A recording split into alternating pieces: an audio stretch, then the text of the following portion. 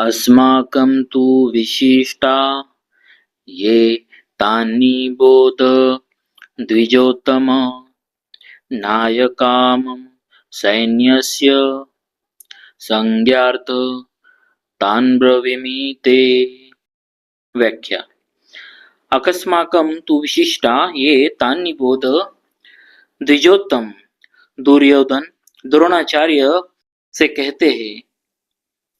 कहता है कि द्विज श्रेष्ठ जैसे पांडवों की सेना में श्रेष्ठ महारथी है, ऐसे ही हमारी सेना में भी उनसे कम विशेषता वाले महारथी नहीं है। प्रत्युत उनकी सेना के महारथियों की अपेक्षा ज्यादा ही विशेषता रखने वाले हैं, उनको भी आप समझ लीजिए। तीसरे श्लोक में पश्य और यहाँ निबोध क्रिया देने का तात्पर्य है कि पांडवों की सेना तो सामने खड़ी है, इसीलिए उनको देखने के लिए दुर्योधन पश्य देखिए क्रिया का प्रयोग करता है, परंतु अपनी सेना सामने नहीं है, अर्थात अपनी सेना की तरफ द्रोणाचार्य की पीठ है, इसीलिए उसको देखने की बात न कहकर उस पर ध्यान देने के लिए दुर्योधन निबोध ध्यान दीजिए क्रिया का प्रयोग करता है। नायकामं सैन्यस्य संज्ञार्थ तां ब्रवीमि ते। मेरी सेना में जो भी विशिष्ट सेनापति है, सेना नायक है, महारथी है, मैं उनके नाम आपको केवल याद दिलाने के लिए, आपकी दृष्टि उधर खींचने के लिए ही कह रहा हूं। संज्ञार्थम पद का तात्पर्य है कि हमारे बहुत से सेना नायक है, उनके नाम मैं कहाँ तक कहूँ, इसीलिए मैं उनका केवल संकेत मात्र करता हूँ, क्योंकि आप तो सबको जानते ही है।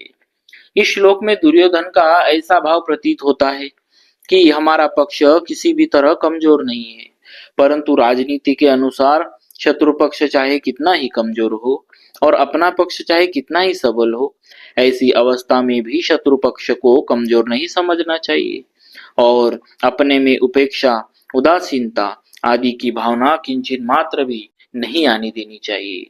इसीलिए सावधानी के लिए मैंने उनकी सेना की बात कही और अब अपनी सेना की बात कहता हूँ।